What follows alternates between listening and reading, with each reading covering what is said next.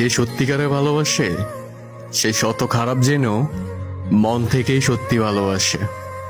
কারণ শখের জিনিস ক্ষুদ্র হলেও মায়া বেশি থাকে, আর এই মায়া সব মায়াকে হার মানায়।